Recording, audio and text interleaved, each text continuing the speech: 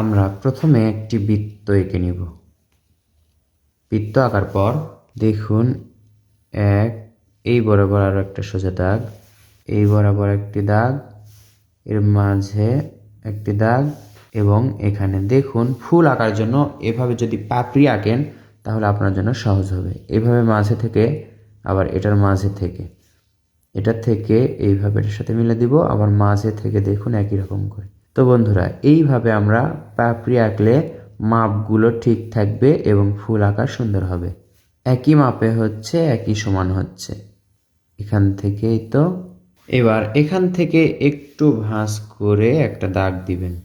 দাগ দেওয়ার পর এখান থেকে এভাবে দেখুন একটি সুন্দর পাতা, আবার এখান থেকে আরও একটি সুন্দর পাতা, দুই পাতার মাঝে এভাবে একটু দাগ হবে। তো বন্ধুরা, ফুলটি কেমন লাগছে কমেন্ট করে জানিয়ে দিন।